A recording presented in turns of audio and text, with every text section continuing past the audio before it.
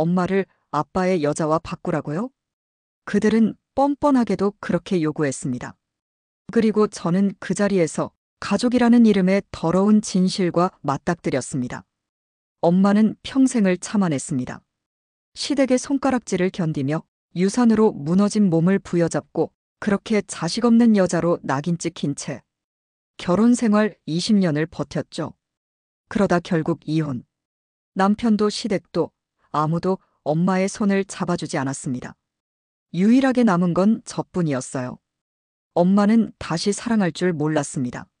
하지만 새아버지가 찾아왔고 엄마는 다시 누군가의 아내가 되었습니다. 그리고 저는 엄마가 다시 웃는 모습을 보며 안심했죠. 내가 모르는 부분에서 엄마는 조금쯤은 보상받는구나 하고. 그런데 시간이 가고 엄마는 우리를 잊기 시작했습니다. 제 이름도, 제가 좋아하던 반찬도. 우리 딸은 머리가 더 길었는데 그 말에 울컥했습니다. 머리만 바뀌어도 딸이 사라지는 걸까? 그러다 어느 날 엄마가 사라졌습니다. 밤새 돌아오지 않는 엄마를 비온 골목 끝에서 발견했을 때 엄마는 젖은 동전 2개를 쥐고 말했습니다. 차비라도 있어야지 우리 딸 집에 가려면. 그 순간 알았습니다. 엄마를 지켜야 한다는 걸. 요양병원. 그곳에서 박간병인을 처음 봤습니다. 단정한 자세, 능숙한 손길. 처음엔 고마웠습니다. 그런데 엄마가 그 손을 잡고 말했습니다. 언니. 엄마가 가장 그리워하던, 힘들 때마다 삼켰던 그 호칭. 왜 그 여자를 보고 말한 걸까? 며칠 뒤 저녁 회진이 끝나고 복도에서 누군가 숨죽여 말하는 소리를 들었습니다. 당신 아니었으면 난 벌써 무너졌어. 남자의 목소리 아빠. 그리고 그 옆에서 침묵하는 박간병인. 두 사람의 손이 스치고 그 순간 침상 위 엄마의 눈에서 눈물이 흘렀습니다. 엄마가 아빠를 바라보며 갈라지는 목소리로 말했죠. 미안해. 무엇이 엄마를 그렇게 사라지게 만들고 있었을까요? 다음 날 엄마가 갑자기 저를 또렷하게 바라봤습니다. 얘야. 엄마, 나야. 딸. 엄마는 떨리는 손으로 박간병인을 가리켰습니다. 저 사람. 언니 아니야. 그리고 숨을 고르며 마지막 힘으로 말했습니다. 그 여자. 내 아빠의 여자야. 숨이 멎었습니다. 머릿속이 새하얘졌습니다. 그리고 그날 밤 아빠는 말했습니다. 집 정리해야 한다. 유언장 바꿀 거니까. 엄마 도장 챙겨. 도장? 왜 지금? 왜 박간병인이 옆에 있는 상황에서 엄마를 방치하라고요? 아버지의 여자에게 넘기라고요? 엄마를 아빠의 여자와 바꾸라고요? 그건 절대 안 됩니다. 저는 이곳에서 엄마 편에 서기로 결정했습니다. 모두를 적으로 돌리더라도 엄마는 잊었는데 저 여자만 기억하더군요. 간병인 박 씨는 너무 다정했습니다. 엄마 손을 닦아주며 말했죠. 아버님이 많이 지치셨어요. 제가 곁 지켜드릴게요. 아버님. 입에 잘 붙는 호칭이더군요. 엄마는 저를 보며 물었습니다. 실례지만 누구세요? 그리고 돌아서서 박 씨에게는 언니 오늘은 안 아파. 저는 딸이라는 이유로 낯선 침입자가 되었습니다. 그리고 박 씨의 본성이 드러난 건 제가 없는 순간이었습니다. 아휴, 또 흘리셨어요? 정신 좀 기리세요, 제발. 간병인은 엄마가 듣지 않을 때 독을 흘렸습니다. 그걸 들은 저는 복도에서 숨을 삼켰습니다. 그리고 다음 장면. 제가 병실 문을 열자마자 아빠와 간병인이 급히 몸을 떨어뜨렸습니다. 아빠는 박 씨를 감싸듯 말했죠. 오해하지 마라. 내 엄마가 더 이상 아내가 아니니까. 그 말이 귀를 찢었습니다. 치매가 병이지 죄가 아닙니다. 그럼에도 아빠는 병을 핑계로 엄마를 잘라냈습니다. 하지만 진짜 분노는 그 다음에 왔습니다. 이제 시간이 없어. 집도 정리해야 하고 유언도 바꿔야 해. 박 선생이 절 좀 도와줘서. 박 선생? 이 여자 벌써 가족입니까? 저는 말을 뱉었습니다. 엄마는 아직 아빠의 아내예요. 그러자 간병인은 낮게 속삭였습니다. 하지만 곧 아니게 되시겠죠. 그 목소리를 들은 순간 제 안에 무언가가 부서졌습니다. 저는 이대로 두지 않기로 했습니다. 엄마, 제가 왔어요. 엄마를 일으켜 세우자 엄마는 떨리는 목소리로 말했습니다. 미안해. 저 여자 언니 아니야. 내가 알아. 엄마는 절대 실수로 부른 게 아니었습니다. 엄마는 무엇을 알고 있었을까요? 정답은 아빠의 지갑 속에 있었습니다. 엄마의 도장은 왜 제 방에 있었을까요? 저는 우연히 아빠의 지갑에서 보지 말았어야 할 걸 보았습니다. 아빠, 박 씨, 그리고 아주 오래된 사진 한 장. 두 사람은 낯설 만큼 가까웠습니다. 엄마 아픈 손을 붙잡고 있던 그 손이 20년 전에도 같은 모양으로 박 씨를 감싸고 있었습니다. 그때였습니다. 변호사 사무실에서 아빠가 외쳤죠. 도장 가져왔냐? 오늘 내야 하니까. 내야 한다고요? 야박한 말도 종류가 있는데 폐품 정리하듯 말하지 마요. 도장 이야기가 나오자 박 씨가 봉투를 꺼냈습니다. 엄마의 인감도장. 그녀가 들고 있었습니다. 환자분이 직접 저에게 맡기셨죠. 저는 웃음이 나왔습니다. 천천히 서류를 밀어주곤 말했죠. 당신 거짓말 서툴다. 도장은 원래 집 금고에 있었습니다. 열쇠는 아빠와 저만 알았죠. 누가 가져갔을까요? 아빠는 시선을 피했습니다. 다 엄마를 위해서야. 그 순간 깨달았습니다. 엄마를 위해서가 아니라 당신 자신을 위해서라고. 엄마의 인생을, 병을, 도장을 모두 이용하면서. 그러다 전화가 왔습니다. 환자분, 의식 또렷해졌어요. 지금 오셔야 합니다. 병실에 도착했을 때 엄마는 온 힘을 다해 저를 바라봤습니다. 도장, 내 방 서랍에 내가 옮겼어. 왜요, 엄마? 나 내 편 지키고 싶었어. 엄마는 저를 위해 숨겨뒀습니다. 누구보다 똑똑하게, 누구보다 강하게. 내 방 서랍을 열자 엄마의 편지가 있었습니다. 그 여자 조심해. 내 아빠 변한 지 오래야. 딸아 미안해. 엄마는 내가 있어서 사라졌다. 숨이 멎었습니다. 엄마는 치매로 기억이 무너져도 저를 잊지 않았습니다. 그런데 뒤에서 박 씨가 말했습니다. 좋게 끝낼 수 있어요. 집만 내놓으면. 좋게요? 치매 걸린 아내를 버리고 내 연녀에게 인생을 넘기는 게 좋게입니까? 저는 박 씨를 똑바로 보며 말했습니다.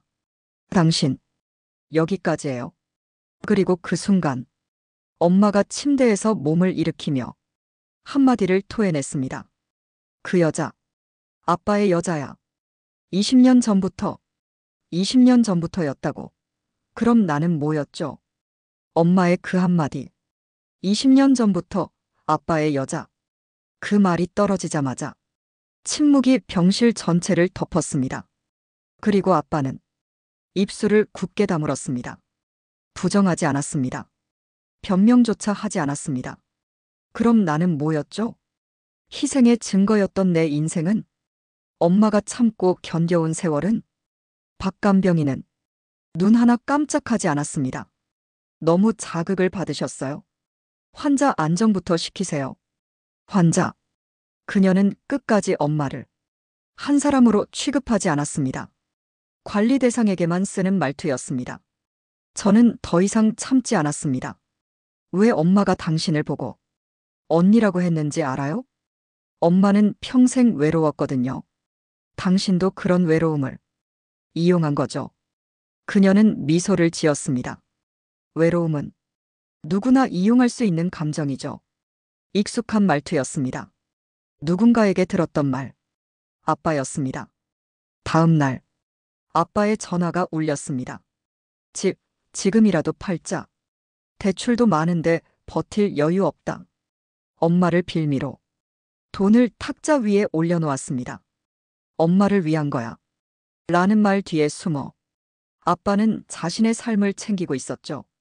엄마 있는 데서 그런 말 하지 마세요. 그러자 아빠가 뱉은 말.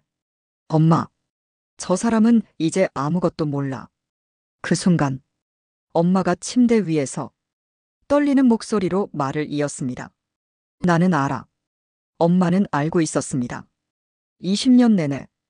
그리고 기억을 잃어가는 지금도 저는 사실을 확인하기 위해 엄마의 옛 단골 미용실 원장님을 찾아갔습니다. 원장님은 말했습니다. 20년 전에 내 아빠가 어린 여자 데리고 왔었어. 머리 해주면서 들은 말이 이제 곧 정리될 거다. 그러더라. 정리.